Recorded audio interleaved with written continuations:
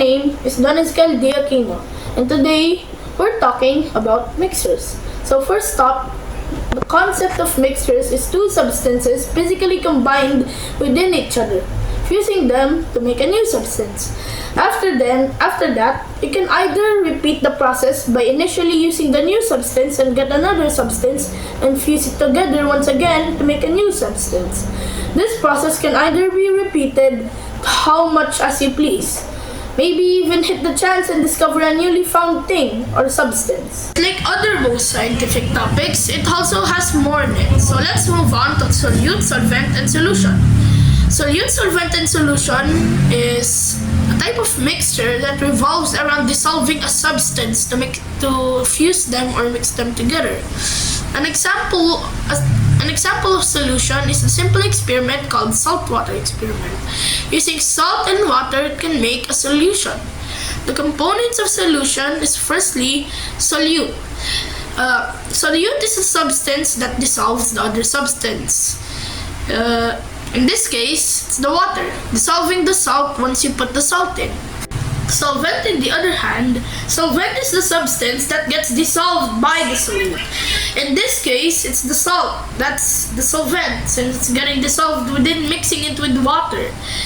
Lastly, solution is simply the result of the experiment. You can get the solution by mixing solute and solvent. In this case, the salt water or the outcome of the experiment is the solution. But wait, there's still more. There's these things called colloid and suspension. Basically, solutions buddies. So firstly, let's start off with suspension. Suspension is a type of solution in which suspension, unlike solution, a beam of light always scatters throughout it. An example experiment for this is mixing chalk powder with water. After vigorous stirring, the particles will not dissolve but remain dispersed. Over time, it will gradually settle. Unlike solution, in which never settles, it is also a homogeneous mixture, just like solution. On the other hand, unlike those two, are a heterogeneous mixture. It is also microscopically dispersed particles of one substance. The other dispersed phase is suspended evenly to another substance without settling over time. Only a few light will scatter throughout the column. There's two types of mixtures, heterogeneous and homogeneous mixtures. Hetero is a type of mixture in which even after mixing two substances, the ingredients used to mix can still be seen.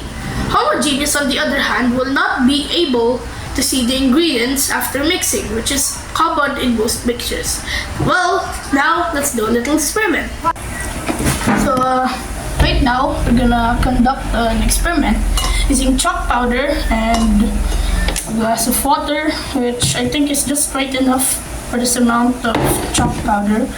So you may have been familiar with this experiment and when I was explaining suspension, but yeah, it's the exact same thing, but not really. Instead of making suspension, I'm gonna make a paste, which counts as a mixture, obviously. You can actually make paste with this using water, and yeah. So we're gonna put the water over here, the chalk powder. Make sure you have somewhat a lot of them. You can use whatever color actually. I used a lot of colors. I mixed white, yellow, and pink maybe. And then yeah, gonna use this wooden spoon to mix it up. So first, grab our water and obviously pour it all here. Okay. So now, obviously, gonna mix it. So here,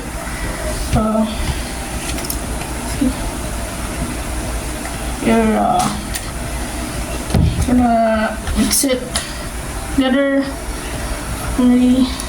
Obviously,